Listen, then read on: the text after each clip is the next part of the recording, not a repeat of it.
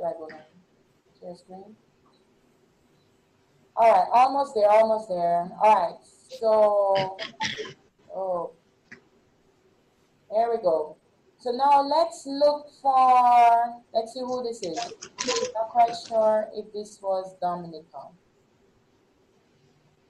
Oh, it's my country. Maybe I get to see this now. All right, I'll go here. I stop share this. I then go here. Then I go here. All right, can you see this screen now? Yes. All right, I'm going to just make it a little larger. Oh boy. Oh, you do need somebody here. I was just saying to Craig, who assists me with the technology, that I really do need someone hands-on here. Because, boy, I am not that cool yet. All right, now this is about food myths and superstition in our folklore here. They are really crazy. So look at this one here now. It says, this section is about taboo, food taboo for small children. Have a quick look at these and tell me if there's any that you have ever heard of in your side of the woods.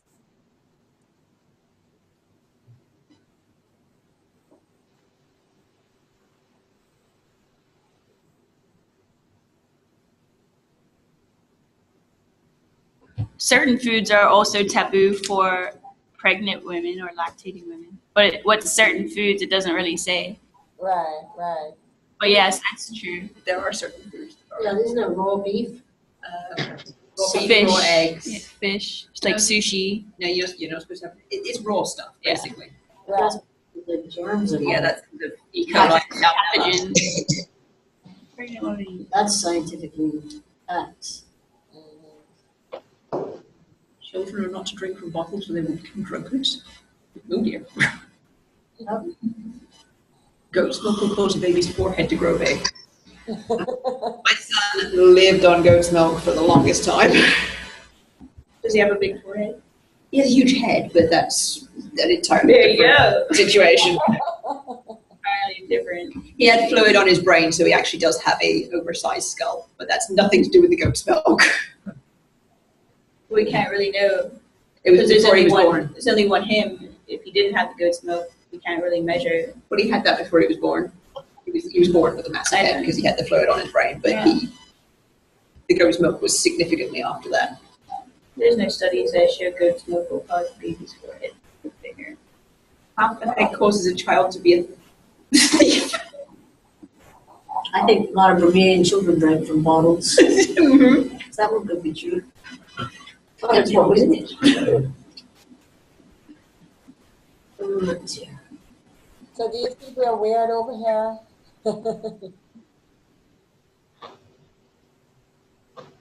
No. For the nutritionist among us, for the lab technician among us, for the geneticist and the biologist, because these tend to impact those, because it's talking about food and nutrition and stuff and stuff. Can you spot areas where this kind of thinking, this kind of culture, if it's really believed, if it's really accepted, could be barriers to the teaching of components of what you teach?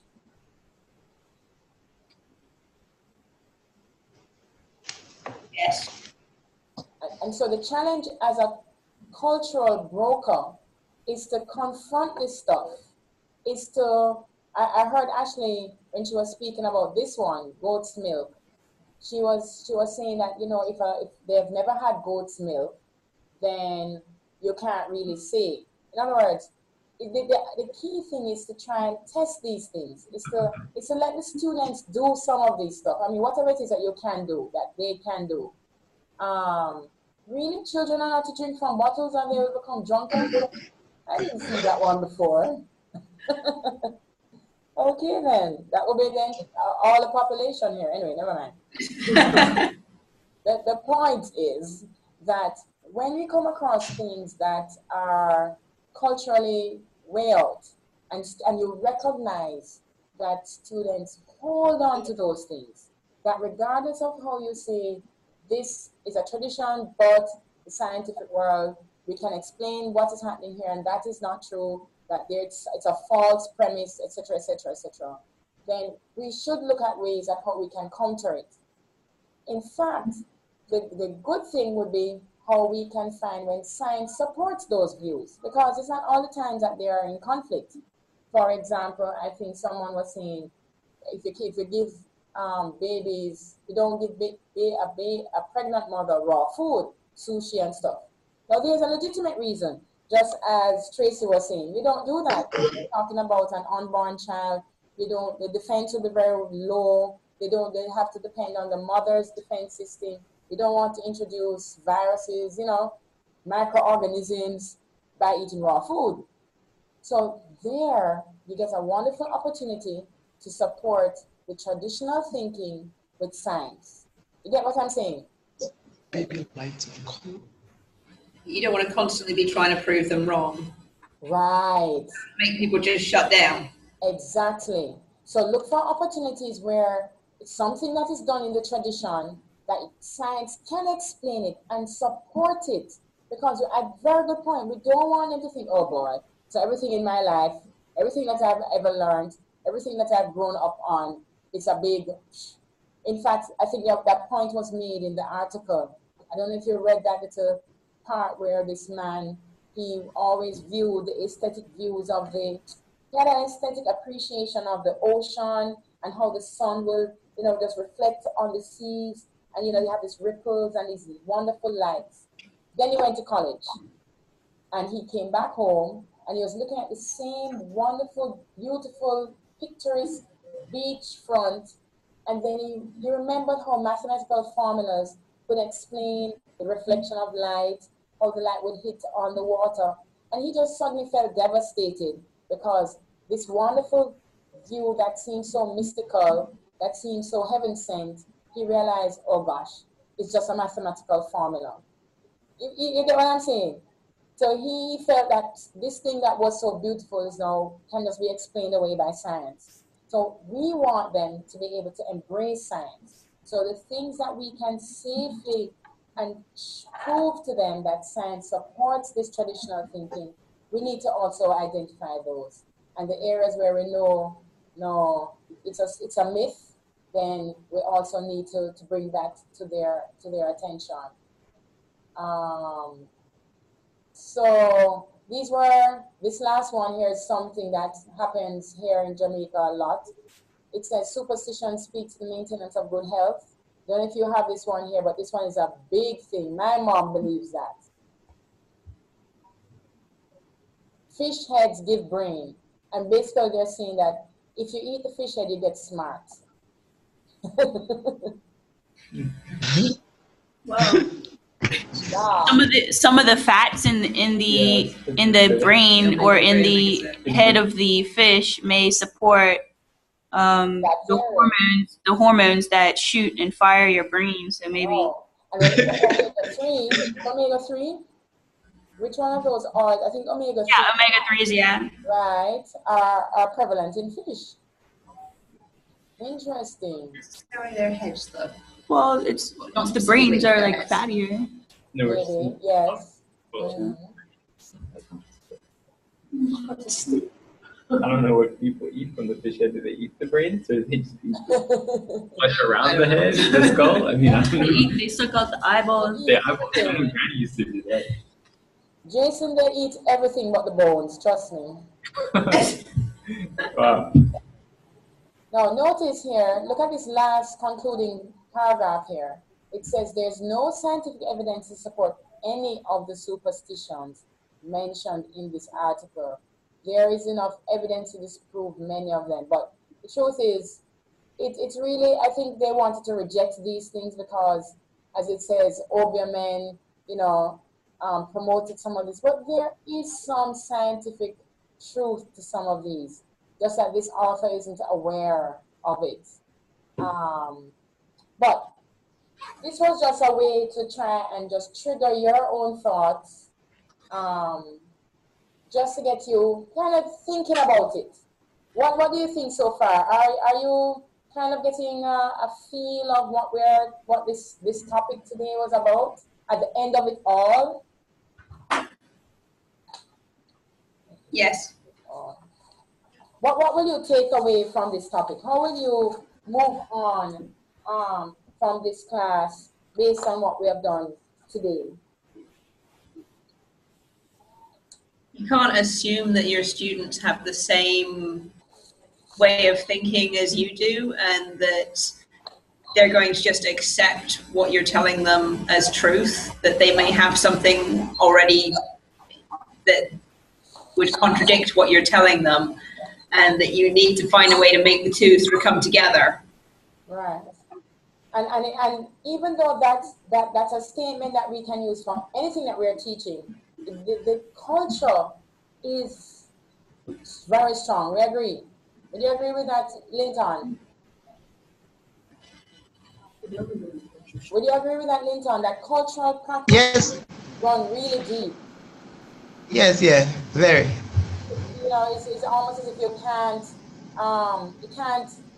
get around it sometimes. You know, what people believe. I don't know if we have an expression here in Jamaica, belief kills and belief cures. Ever heard that one? Yes, I did. Right.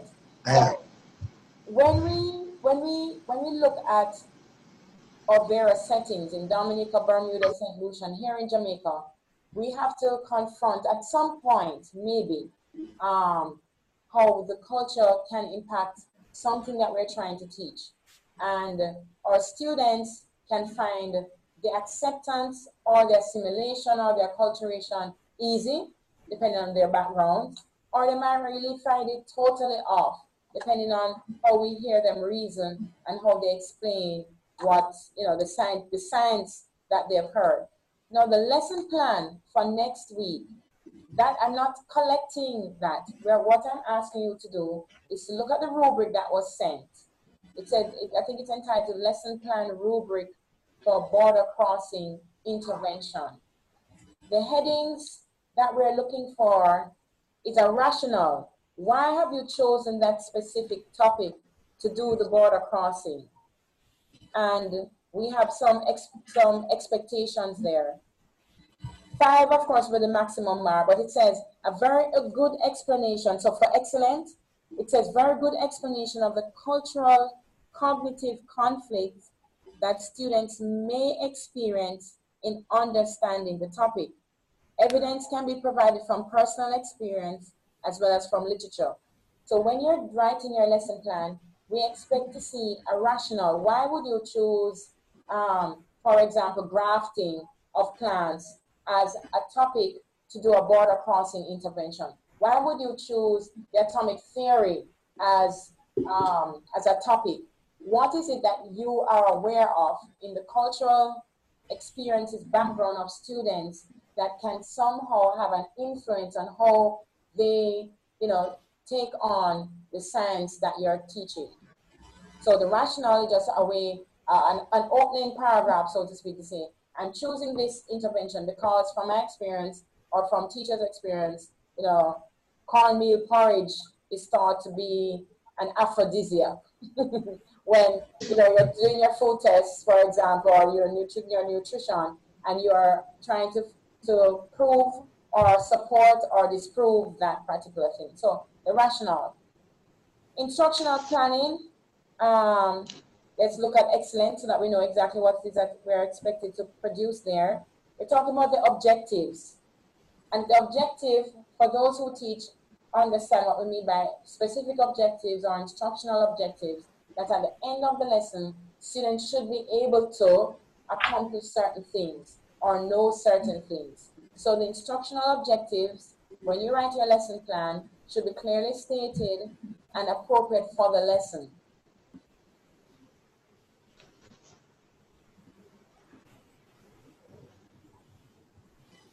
Then the next criterion is the instructional planning, the actual materials, the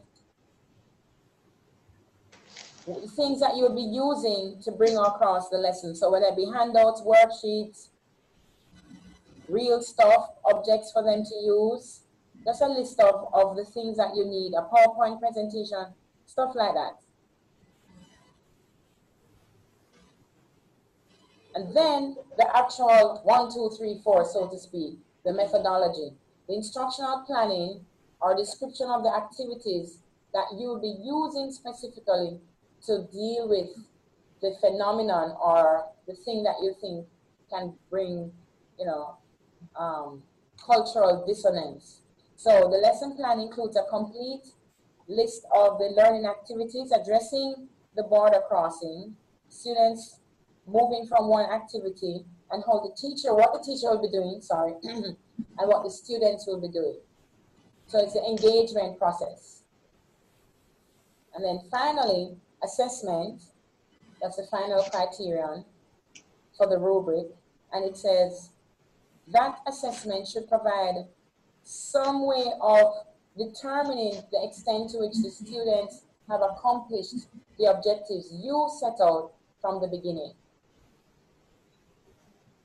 Now, are there any persons here who might need like an outline of a lesson plan? Just what does a lesson plan look like so I can send it ahead?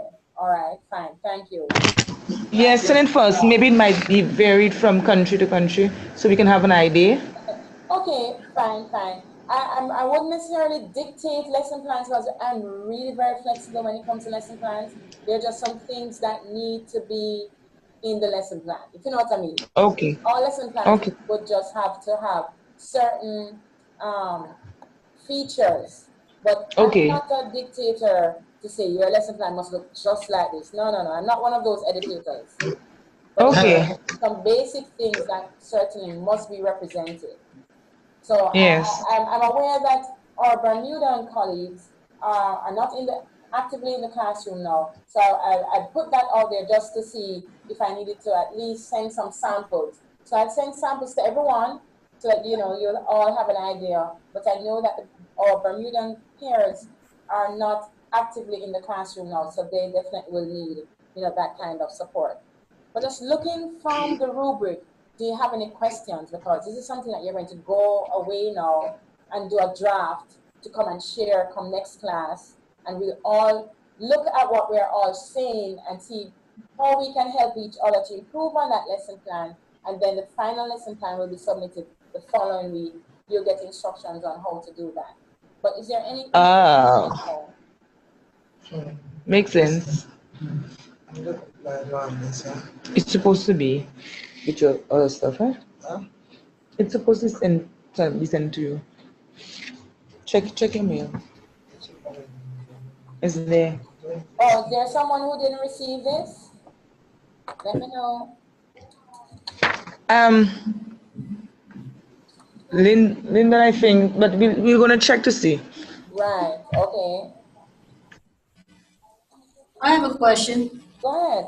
What if we're still struggling with a border crossing in general? Like, I'm racking my brain every time you're talking. I'm trying to come up with something. I'm thinking of every class I'm in every day. Like, I'm in another classroom, and I see problems, but I see more like not cultural problems, I would say. Right.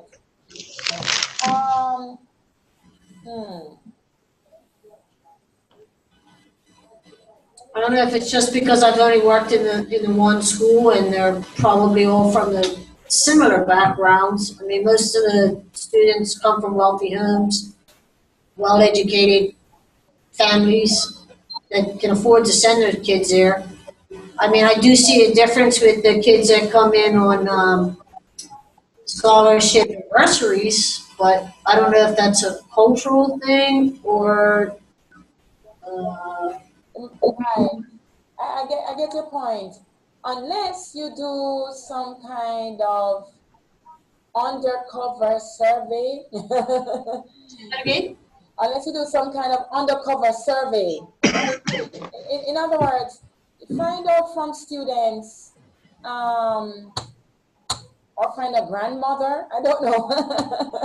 I'm thinking of what Ashley had said, that, you know, sometimes it's just an oral tradition, not something that's overtly exposed, but something that maybe is not really very popular. So I'm hearing your struggle, but I'm trying to wrap my own head around how can you go around to try and solve this.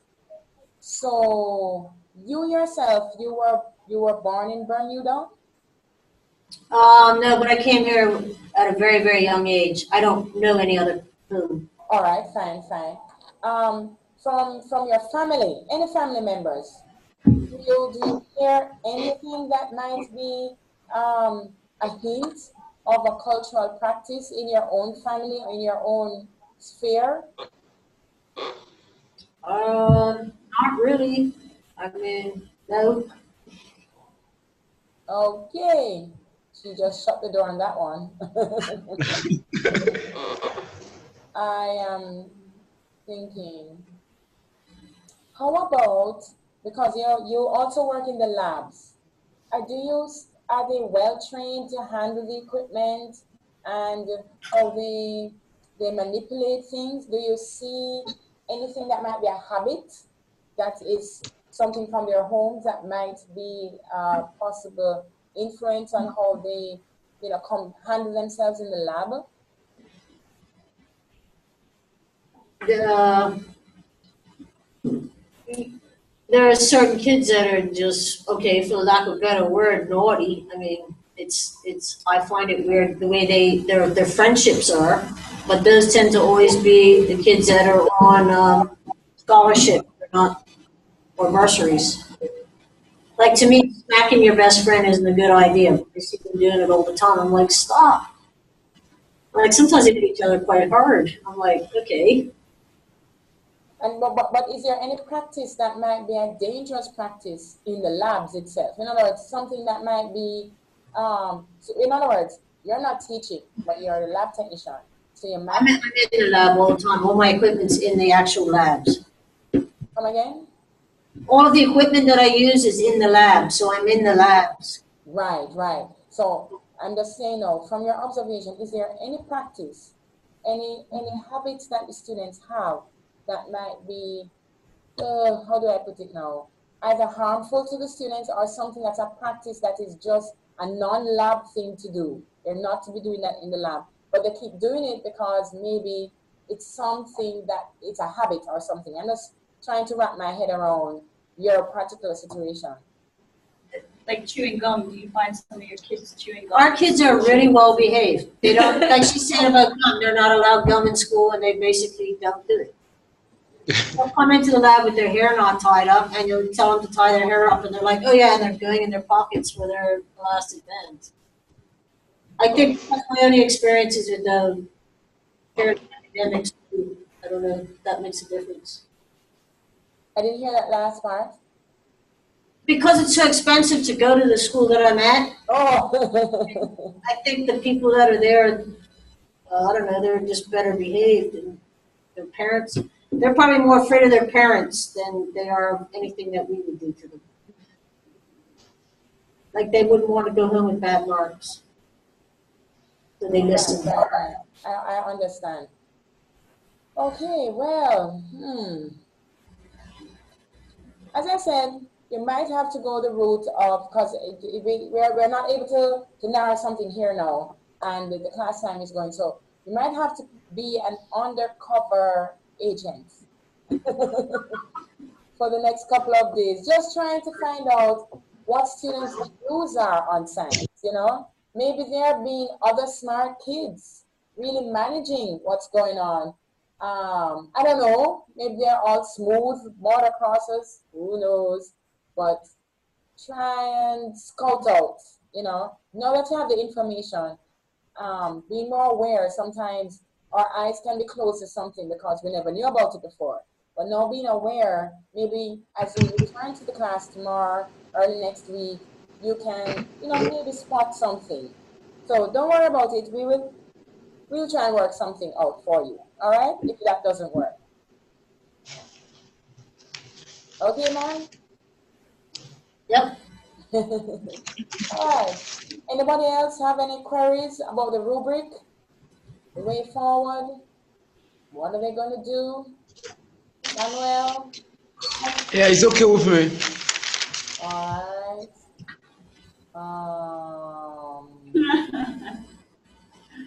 Linton, Ava. Yes, yes. Okay. Alright. I think I'm gonna do mine something on nutrition, something basing facts on cultural beliefs of the high tendency rates of I'm diabetes. gonna tonight. I'm gonna have to Okay. download it first. It's not downloaded. That is a very important one. We certainly have our own myths here concerning diabetes, and they have not helped. Can you see me and hear me? Can hear you, can see you, some of you. They're only half We're just person. looking at your throat. That's better. There we are. All right. Yeah, the myths have not helped to reduce diabetes here in Jamaica. They are myths that probably incur more, increase the incidence here than anything else. But so that's a good one. That's a good one. All right. How about You don't have any obia person over there too? I see our reputation has preceded us. You're right. You're right. That persons would, rather than seek medical help, they lose their leg because they're going to some other alternative way of addressing their immediate needs. Persons use bush medicines and they lose the next leg. I mean, it's really something. It can be as a result of expenses. It's expensive to go to a private doctor. The public health system is very. Nowadays, I hear that you have to carry almost your own supplies of, if you have an operation, buy everything. And I'm not talking about your nightwear to sleep for 3 days. I'm talking about IV. I'm talking about if you have a broken leg, that you have to buy the pins to do the operation. That's where we are. It's not for the public health care. For the public health care. Yeah. Yeah, for the public health care. I don't know what it's like in other countries. Public health care is free, and that's what also it's not the service that we would like. So it's a painful topic really for me, because I've seen persons, their health fail because the health system fails. All right, so I take your point. That's a good one. So that means that I don't know what Jason and Ash and Vanessa are going to tackle. What topic are you thinking of? I'm thinking of climate change. Oh yes, you had mentioned. We have to do different topics? Like, does everybody have to have a different topic? That would be nice. Yeah, I want to hear your voices now as individuals. We keep putting in these groups, work together and stuff. So I want to hear individual voices. What do you think you'll do, Linton? I was just discussing if Ava's like has stolen her topic, but she said it's individual work. Okay. But I'll look at something simple. Okay. Probably look at reproduction in plants. Oh yes. That's a topic that's really it allows for that. All right, yeah. So if you stole Ava's topic, what is Ava going to do? Probably reproduction animals. And there's no need for the bull. I think I should tell her about it. So Samuel, what do you think you'll do?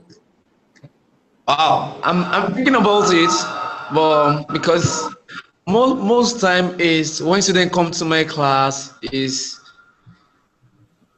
they pretend to me as if everything is new to them. So I'm going to dig deeply, because in chemistry, like, it's about chemicals, element, compound. So when they come to the class, like as if, wow, this is new to them.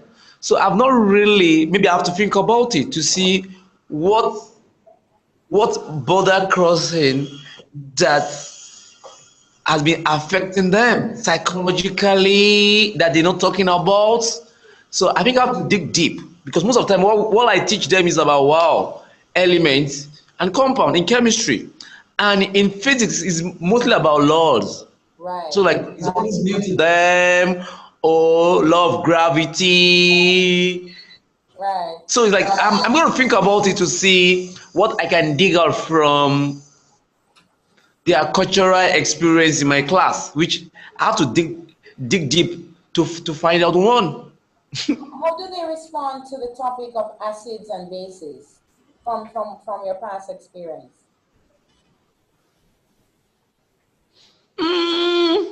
Let me see. Because acids, especially for us here in Jamaica, acids has its own taken on its own meaning, and what is an acid and what they do with acids, and you know how acids are in the home and they don't realize. Yeah, so I don't know if that can start to trigger some thoughts. You know, if it can but that topic can lend itself, you know, to some misconceptions and their own cultural beliefs about what to do with acids and what acids are. I don't know. I'm just throwing that out based on what I know, a little I know about chemistry. Okay, because like basically when I teach them about acid base and salt, it has to be the types of acid. Is it organic or inorganic, and how they react?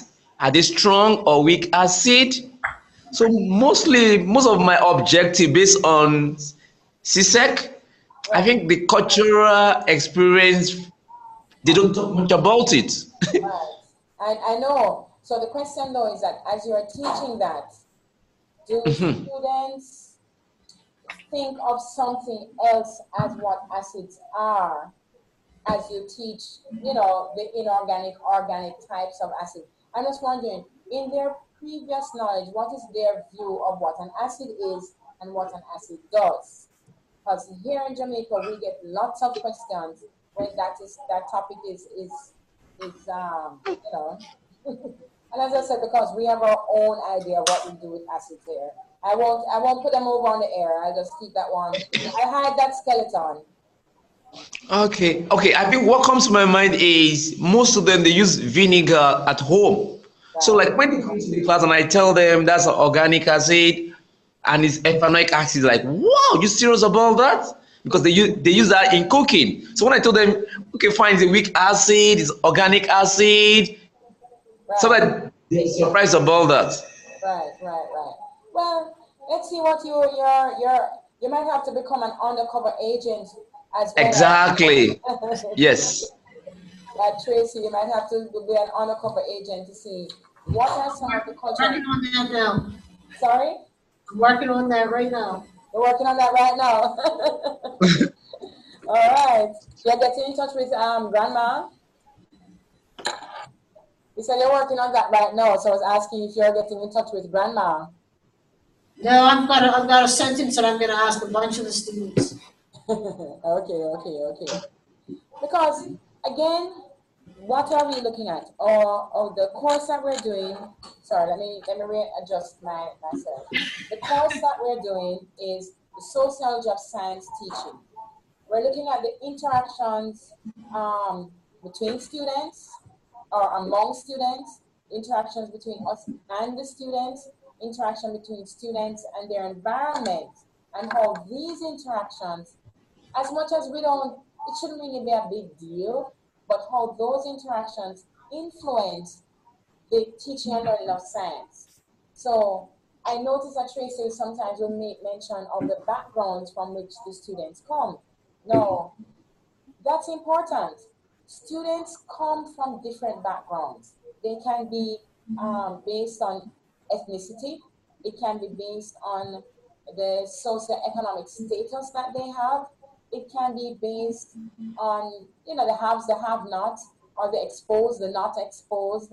But the point is, when they come into your classroom and we are teaching the chemistry, the biology, the biochemistry, physics, whatever it is, the agricultural science, we're not just teaching empty barrels. We're not teaching empty vessels. They come to the table with social implications. We're not just talking about prior knowledge that they have heard, they know the elements, they know what an atom is, they know what respiration is, so you can build on that. Yeah, we understand that, we get that. But we're just talking about what they come to the table as psychosocial beings, that they have thoughts, they have these cultural experiences, that they have these biases, they have these prejudices, and how these things can influence how they even hear what we're trying to communicate to them, how they assimilate it, how they absorb it. So when we looked, at even from the very beginning of the class, 2 weeks ago, we looked at the nature of science. What is science? What do students think science is? What is their beliefs? What are your views on the nature of science? Because what you think of science will also influence how you teach it. So if you think it's content only, you teach content only. If you think that it should have some impact on students being able to change the way that they think, then you teach that way. If you think that students should not just be input-output, regurgitating the content, but you think that they should be critical thinkers, they should be able to analyze things, they should be able to put things in their own words, solve problems. If you think that way, then we would like to move to the place where we can teach that way. Or we can think that way, but we're not equipped to handle. How do you ensure that when you teach, that your students can apply their own critical thinking, that they can solve some problem, that they can analyze a situation? You have to teach for those things. So that was when we were looking at the nature of science. So as we continue throughout the course, we're looking at border crossing now, how students might or might not have a difficulty just because of their cultural background, what they think of various concepts and topics. But as we continue and proceed throughout the rest of the course, we're going to be looking at the physical environment. Does that really matter? Aren't they here for learning? Shouldn't they just learn no matter what the environment is like? No, of course not. We're going to be looking at different things. So just bear that in mind, that throughout this course, what we'll be doing, we'll be investigating how the surrounding environment, other students, ourselves, impact the teaching and learning of the science. We're not even touching the content, Notice it didn't really matter to me what you were teaching. It really doesn't matter. It's really about how we think about what are the things that can influence how that child learns in your classroom. Learn or does not learn. All right. Any final comments? I'm going to let you out early today. I'm sure I can get some cartwheels across the room there. But any final comments? Looking forward to seeing your guideline for the lesson plan. Yeah. Right, good. Good reminder. I like that. You see, the teacher just hits home to the point. Thank you. Yes. Anybody else? Final comments?